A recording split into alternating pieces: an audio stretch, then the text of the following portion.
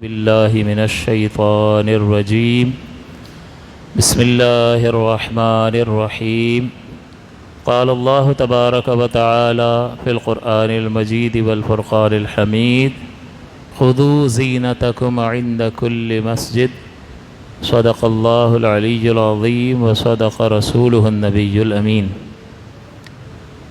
نماز کی شرائط کا بیان چل رہا ہے اور اس میں طہارت مکمل ہوا، اس میں کافی تفصیل تھی، وہ سارے وسائل بحمدہ تعالی مکمل ہوئے، اور اس کے بعد وقت کا بیان مکمل طور پر 2 درسوں میں پچھلے ہفتے پایہ تکمیل تک پہنچ گیا۔ اب تیسرا جو ہے وہ ستر عورت تیسری شرط ہے، اور شرط کے بارے میں آپ کو معلوم ہے کہ شرط فرض سے پہلے ہوتی ہے، فرض سے باہر ہوتی ہے، یعنی عبادت سے باہر ہوتی ہے، اور فرض جو ہے وہ عبادت کے اندر ہوتا ہے۔ تو نماز کی 6 شرطیں ہیں، یعنی نماز میں داخل ہونے کے لیے پہلے ان 6 کاموں کو کرنا پڑے گا، کنڈیشن ہے، اور پھر جب ہم یہ 6 کام کر لیں گے تو نماز میں داخل ہونے کے قابل ہو جائیں گے۔ پھر جب نماز میں داخل ہو جائیں گے تو ہمیں 7 کام کرنے پڑیں گے، وہ نماز کے فرائض ہیں۔ تو شرط کا پورا کرنا ضروری، فرض کا پورا کرنا ضروری، اور کسی بھی عبادت کو فاسد کرنے والی چیز کو عبادت میں نہ داخل ہونے دینا ضروری۔ تو ہم یہ شرائط ابھی کر رہے ہیں، یہ شرائط مکمل ہوں گی، پھر فرائض کا بیان آئے گا، اس کے بعد نماز کے واجبات وغیرہ، اور پھر سنتیں انشاءاللہ ہو جائیں گی۔ تو یہ ہمارا نماز کا چیپٹر مکمل ہو جائے گا۔ اس کے بعد ارادہ یہ ہے کہ ہم انشاءاللہ عقیدے کو شروع کریں گے، اور پھر اللہ تعالیٰ کی ذات و صفات سے متعلق عقائد کو دلیل کے ساتھ انشاءاللہ سمجھنے کی کوشش کریں گے۔ ستر عورت کے بارے میں جو میں نے آیت پاک آپ کی خدمت میں تلاوت کی، اللہ تعالیٰ فرماتا ہے خذوا زینتکم عند کل مسجد، کہ ہر نماز کے وقت کپڑے پہنو، اور اسی طرح خواتین کے لیے فرمایا کہ ولا یبدین زینتہن الا ما ظہر منہا، کہ یہ عورتیں اپنی زینت کو یعنی مقام زینت کو ظاہر نہ کریں مگر وہ جو از خود ظاہر ہے۔ تو اس کا مطلب یہ پورا بدن جو ہے وہ چھپانے کی چیز ہے، مگر اللہ کے ذریعے سے چند چیزوں کو اللہ تعالیٰ نے اس چھپانے کے حکم سے خارج فرمایا، اور وہ 5 اعضاء ہیں، یعنی یہ چہرے کی ٹکلی یہاں تک، کان اس میں داخل نہیں ہے، دوسرا یہ ہتھیلیاں، اور تیسرا یہ دونوں پیر جو ہے، ٹخنا وغیرہ چھپا ہونا چاہیے لیکن یہ پیر، یہ 5 اعضاء جو ہیں ان کو چھپانا ضروری نہیں ہے، باقی عورت کا تمام بدن جو ہے وہ عورت ہے، یعنی چھپانے کی چیز ہے، خاص کر نماز کے اعتبار سے۔ اور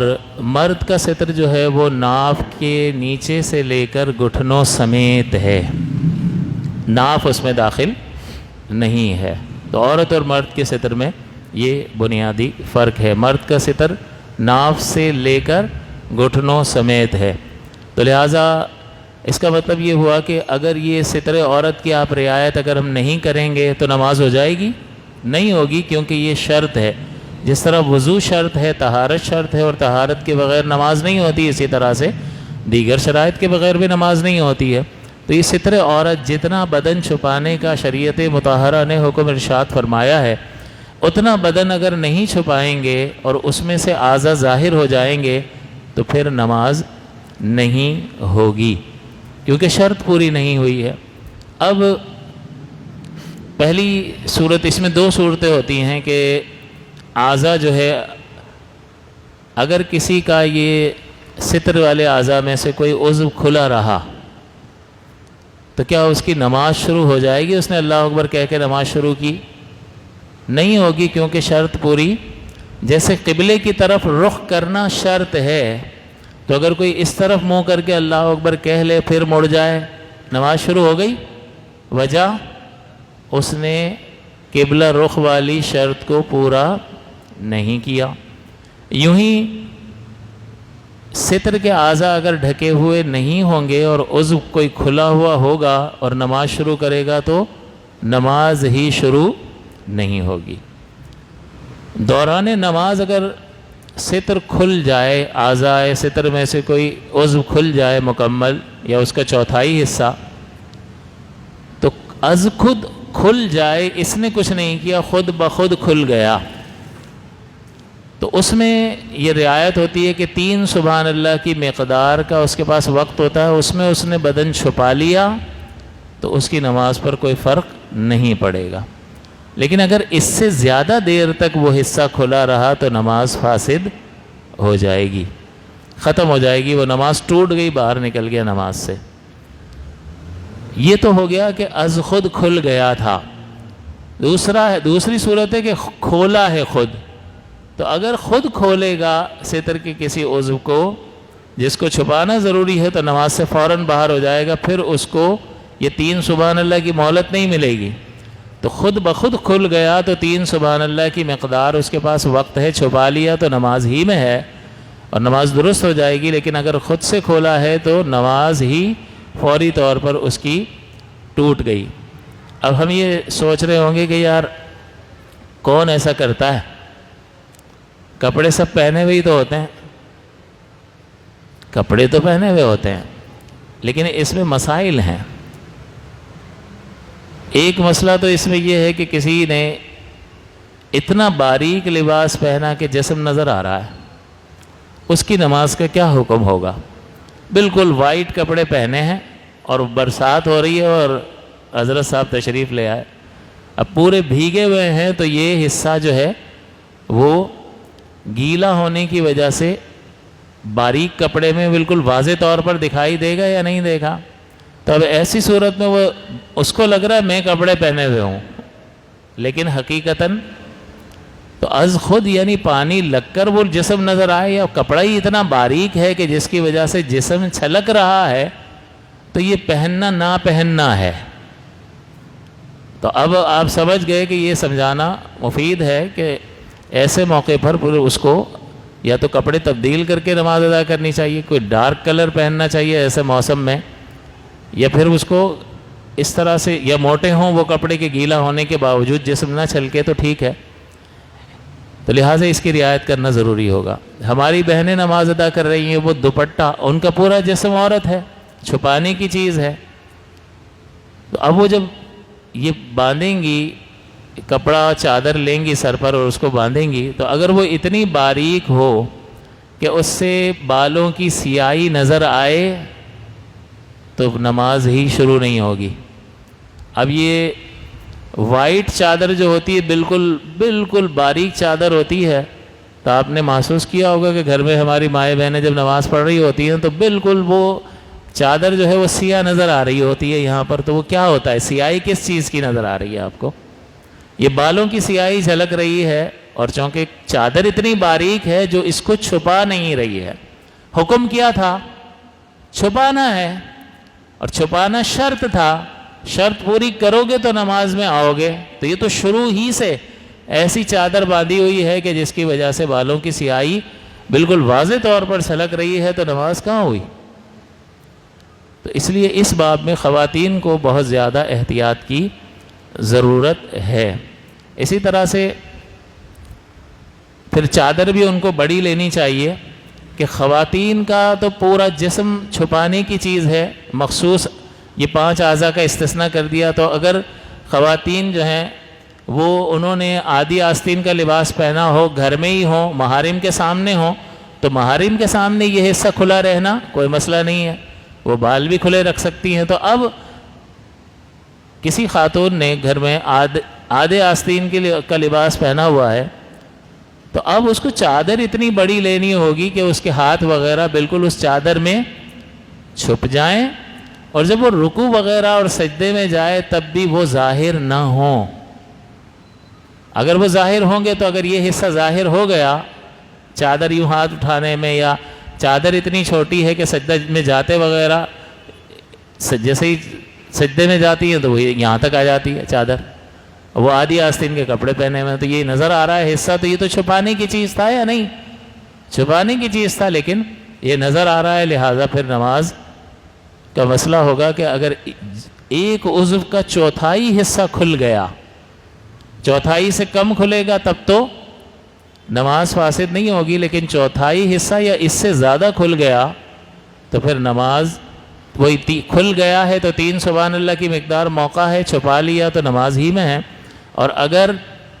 اس سے زیادہ وقت گزر گیا اور بار بار کھل رہا ہے تو اتنا وقت گزر گیا تو پھر نماز فاسد ہو جائے گی۔ تو آپ خود غور فرمائیں کہ بعض اوقات کم علمی کی وجہ سے ہم ایسے کام کر جاتے ہیں جس کی وجہ سے سارا اہتمام کر رہے ہیں، وضو کر رہے ہیں، وقت پر جو ہے مشقت اٹھا رہے ہیں، لیکن لا علمی کی وجہ سے نتیجہ کیا نکل رہا ہے؟ تو اب اللہ تعالیٰ کو ہم یہ کہیں گے کہ بھئی ہم نے تو کیا ہے نا، بس ہم کو مزدوری ملنی چاہیے، تو اللہ تعالیٰ کی طرف سے بھی یہی جواب ہوگا کہ جیسا کام کہا تھا ویسے تم نے کر کے دیا ہے؟ تمہیں کون سا کام کہا تھا کہ جو میرے نبی کے ذریعے میں نے تم تک پہنچا دیا، جو اصول شرع تم کو بتا دیے اس کے مطابق کرنے کا کہا تھا؟ یہ بالکل یعنی بلا تشبیہ اگر آپ کسی مزدور کو کوئی کام دیں اور اس کو سارا کام سمجھا دیں، مزدوری طے ہو جائے اور وہ آپ کی مرضی کے موافق کام نہ کرے، اپنی چلائے، تو پھر اس کو وہ مزدوری کا مستحق ہوگا؟ بلکہ آپ کہو گے تو نے کیا بیڑا غرق کیا ہے، میرا سامان بھی تو نے ضائع کر دیا، میرا ٹائم بھی ضائع کر دیا، تو مزدوری کہاں مانگ رہا، الٹا تو مجھے اس جو نقصان کیا نا اس کی بھرپائی کر، اپنی کیوں چلائی ہے؟ تو اللہ تعالیٰ تو بے نیاز ذات اقدس ہے، وہ کسی کا محتاج نہیں ہے، وہ ہماری معاذ اللہ عبادات کا ضرورت مند نہیں ہے، لیکن اللہ تعالیٰ کی تعلیم کے اس کے بتانے کے مطابق عبادات کریں گے تو وہ نتائج مرتب ہوں گے، ثواب کے اعتبار سے آخرت میں، اور دنیا میں بھی جو اس کے ثمرات حاصل ہونے ہیں وہ دنیا میں بھی ثمرات اسی وقت انسان کو حاصل ہوتے ہیں کہ وہ علم سیکھ کر، عبادت کو سیکھ کر پھر اسے ادا کرے۔ تو ہمیں سیکھنے کی ضرورت اور اہمیت کا احساس ہونا چاہیے۔ بعض اوقات ایسا ہوتا ہے کہ ہم بہت زیادہ چوکنے ہوتے ہیں اپنے کاروباری معاملات میں، ذرا بھی دیکھو غلطی کی گنجائش نہیں ہے ورنہ بہت بڑا نقصان ہو جائے گا۔ تو دنیاوی نقصان کے معاملے میں ہم بڑے ہوشیار ہوتے ہیں اور بڑا خیال رکھتے ہیں۔ یا آج کل ٹکٹس وغیرہ جو بک کرواتے ہیں نا آن لائن، اس میں پاسپورٹ میں ایک نام ڈالنے میں بڑی احتیاط کرنی ہوتی ہے، تو وہ اسپیلنگ وغیرہ خود لکھیں گے پاسپورٹ کے مطابق ہی، اور پھر 2 کو چیک بھی کروائیں گے، یار کہیں میری غلطی تو نہیں ہو گئی ہے، چلنے دو۔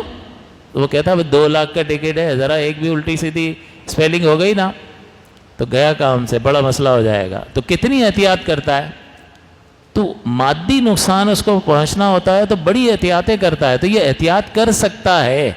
اگر اس کو نقصان کا یقین ہو، لیکن ہمارے یقین کا کیا حال ہے کہ اللہ تعالیٰ اور اس کا رسول فرمائے کہ اس طرح سے کرنا، اور اس طرح سے نہیں کریں گے تو پھر نتیجہ کیا نکلے گا؟ مسائل ہوں گے، نقصان ہوگا۔ تو اب وہ بے پرواہی کا مظاہرہ کرتا ہے، تو اس کو یہ سوچنا چاہیے کہ اس کا یقین کس درجے میں ہے۔ الف لام میم ذالک الکتاب لا ریب فیہ ھدی للمتقین الذین یؤمنون بالغیب۔ یہ کتاب ہدایت ہے کن کے لیے؟ جو غیب پر ایمان لاتے ہیں بن دیکھے۔ تو ہمارا ایمان، ہم اپنا امتحان کر لیں کہ اللہ اور رسول کے بتایا پر اعتقاد کتنا جازم ہے۔ تو بہرحال سیکھنا بہت ضروری ہے۔ تو باریک کپڑے، اچھا اس میں ایک اور مسئلہ یہ ہے کہ ہم جب نماز پڑھ رہے ہوتے ہیں تو ہمارے بھائی جو ہے جو پینٹ شرٹ پہنتے ہیں، اب یہ ایک چست لباس ہے، تو باریک لباس جس میں جسم چھلکے یہ تو پہننا نہ پہننا برابر ہے۔ چست لباس جو ہے وہ جسم کو تو چھپاتا ہے لیکن جسم کی حیت بتا رہا ہوتا ہے، تو پھر اس کی طرف نگاہ کرنا منع ہوتا ہے، یہ درست نہیں ہوتا۔ اور ظاہر ہے کہ اس نے خود ایسا لباس پہنا ہے تو خود کو لوگوں پر پیش کیا ہے اور اتنا چست لباس پہن کر آ گیا، تو ایسا نہیں کرنا چاہیے۔ لباس ایسا ہو جو اتنا تو ڈھیلا ہو کہ اس سے جسم کی حیت اور اعضاء کا اندازہ دیکھنے والے کو نہ ہو، اتنا لوز ضرور ہونا چاہیے، لیکن بہرحال پینٹ شرٹ میں نماز پڑھے گا تو نماز ہو جائے گی۔ اب یہ آپ نے ایک نیا دیکھا ہوگا کہ پہلے تو پینٹ جو ہے نا وہ اوپر باندھا کرتے تھے، اب یہ یہاں پر باندھتے ہیں۔ یہ شکر ہے یہاں باندھتے ہیں، ان کا تو کوئی بس نہیں چلتا نا کہ یہ اور بھی اتنا نیچے کریں کہ بھئی لوگوں کو پتہ چلے کہ انڈر ویئر بھی پہنا ہوا ہے. تو یہاں یہ اس جگہ پر باندھتے ہیں. اب چلو جی آپ نے باندھ لیا, کوئی منع نہیں ہے, لیکن پھر شرٹ جو ہے وہ اندر ڈالیں گے نہیں, شرٹ بھی باہر رکھیں گے. اب شرٹ باہر رکھیں گے تو آپ بتائیے رکوع کرنے میں یہ پچھلا حصہ کھلے گا یا نہیں کھلے گا؟ تو اب یہ ناف کے پاس تو اس نے پینٹ باندھی نہیں ہے, یہ تو بہت یہاں لے کر آ گیا ہے. اور اب یہ جو اس نے شرٹ پہنی ہے, موومنٹ میں ستر کھلنے کا اندیشہ ہے یا نہیں ہے؟ تو اب آپ نے غور فرمایا ہوگا, ہمیں فوراً نگاہ ہٹا لینی چاہیے, لیکن سجدے میں جائے گا آدھی کمر نظر آ رہی ہوتی ہے, تو کمر تو چلو دکھے صحیح ہے, ناف کے اوپر کا حصہ اگر اس کے مقابل پیچھے, اس کے جو بالکل مقابل پیچھے حصہ ہے تو ناف کے بالکل مقابل ہے یا اس کے اوپر ہے, تو پھر نماز کا اس میں ستر کا مسئلہ نہیں ہے. لیکن اس کے نیچے والا حصہ جو نظر آ رہا ہوگا وہ, اور اتنا بڑا یعنی اتنی پوری گولائی جو ہے اس کا یہ پورا پچھلا حصہ جو ہے وہ نظر آ رہا ہوتا ہے, تو اب نماز کا کیا حکم ہوگا؟ تو اس سے بہت سارے ہمارے پینٹ شرٹ پہننے والے بھائی جو ہے وہ غافل ہوتے ہیں, اور ایسی صورت میں نماز ضائع ہو جاتی ہے. تو بظاہر ہمیں ایسا لگتا ہے کہ یار سترے عورت تو کپڑے پہن کے ہی نماز پڑھتے ہیں, کون بغیر کپڑوں کے پڑھ رہا ہے؟ لیکن جب ہمیں یہ پتہ چل جاتا ہے کہ باریک سے مسئلہ ہوگا اور کھل جانے کا مسئلہ کیا ہے, بعض اوقات جو ہے وہ ہمیں احساس نہیں ہوتا, کسی ایسی جگہ پر بیٹھے تھے کہ جہاں پر کوئی کیل وغیرہ تھی اور وہ کپڑوں میں پھنسی اور احساس نہ ہوا اور وہ حصہ پھٹ چکا ہے, لیکن ہمیں نہیں معلوم, اور ہم اس میں نماز پڑھ رہے ہیں. تو اپنے طور پر تو ہم یہ سمجھ رہے ہیں کہ ستر ڈھکا ہوا ہے, لیکن وہ اٹھنے بیٹھنے میں نظر آ رہا ہے, کھل رہا ہے ستر. تو ایسی سچویشنز جو ہیں وہ نماز میں واقع ہو جاتی ہیں. تو خاص کر یہ باریک کپڑوں کے سلسلے میں ہماری خواتین کو بہت زیادہ محتاط رہنے کی ضرورت ہے, اور یہ پینٹ شرٹ پہننے والے ہمارے جو بھائی ہیں ان کو یہ حصہ جو شرٹ کے اوپر نیچے, پھر ایسے لوگوں کو چاہیے کہ وہ شرٹ جو ہے وہ پینٹ کے اندر ڈال لیں تاکہ باہر نہ نکلے اور یہ حصہ نہ کھلے. اس کا اہتمام لازم اور ضروری ہے. اب اس میں ایک اور مسئلہ ہے کہ اعضائے ستر میں آپ کو بتا دیا کہ کوئی عضو چوتھائی سے کم کھل گیا تو نماز ہو گئی, اور چوتھائی یا اس سے زیادہ کھل گیا تو فوراً چھپا لیا 3 سبحان اللہ کی مقدار سے پہلے تو نماز ہو گئی, اور 3 سبحان اللہ یا اس سے زیادہ دیر تک وہ کھلا رہا تو نماز فاسد ہو جائے گی. اب آخری مسئلہ یہ کہ اگر اعضائے ستر میں سے چند اعضاء تھوڑے تھوڑے کھلے رہے, چند اعضاء, کوئی بھی 1/4 کی مقدار نہیں تھا, لیکن 2-3 جگہوں سے اعضاء کھل گئے, ستر کھل گیا, تو اب دیکھیں گے کہ اب کیسے پتہ چلے گا کہ چوتھائی ہوا یا نہیں ہوا. تو اب دیکھیں گے کہ یہ سمجھ لیں کہ 3 جگہ سے ستر کھل گیا تھا, تو اب ایک مقام سے تو کھلا نہیں ہے کہ یہ ایک عضو ہے اور اس کا چوتھائی اتنا ہوتا ہے, لہٰذا اتنا کھلا تھا یا نہیں کھلا تھا پتہ چل جائے گا. لیکن چند اعضاء کھل گئے ہیں تو چوتھائی کا کیسے معلوم ہوگا؟ تو اس میں یہ ہے کہ جو کھلے ہوئے جو 3 اعضاء مثال کے طور پر کھل گئے, 3 جگہ سے کپڑا ہٹ گیا, تو یہ 3 کھلے ہوئے اعضاء میں جو سب سے چھوٹا ہے اس کی چوتھائی تک ان تینوں کی کھلی ہوئی کی مقدار پہنچ گئی یا نہیں. اگر ایسا ہے تو پھر نماز فاسد ہو جائے گی. جیسا کہ یہاں پر بتایا ہے کہ مثلاً عورت کے کانوں کا نواں حصہ کھل گیا, کان عورت کے چھپانے کی چیز ہے, اب نواں حصہ کھل گیا تو چوتھائی تو نہیں کھلا, اور پنڈلی کھل گئی ہے اس کی. اب پنڈلی اتنا بڑا سائز اور کان یہ ایک عضو ہے اور پوری پنڈلی ایک عضو ہے, تو یہ بہت زیادہ کھلے, چوتھائی کھلے اکیلا, تب نماز فاسد ہوگی. اور یہ کان جو ہے وہ اس کے 4 ٹکڑے کرو اور چوتھائی تو اتنا سا کھلے تو نماز فاسد ہوگی. تو اس کا تھوڑا سا حصہ کھلا رہ گیا اور پنڈلی کا بھی کچھ حصہ کھلا رہ گیا, یہ بھی چوتھائی نہیں تھا, یہ بھی چوتھائی نہیں تھا, لیکن دونوں کا ملائیں تو کان کا چوتھائی بن جاتا ہے. تو لہٰذا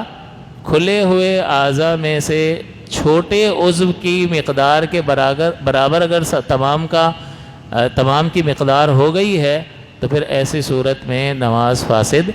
ہو جائے گی. اللہ تعالیٰ سے دعا ہے کہ اللہ تعالیٰ ان مسائل کو یاد رکھنے کی توفیق عطا فرمائے۔ آمین، وآخر دعوانا الحمدللہ رب العالمین۔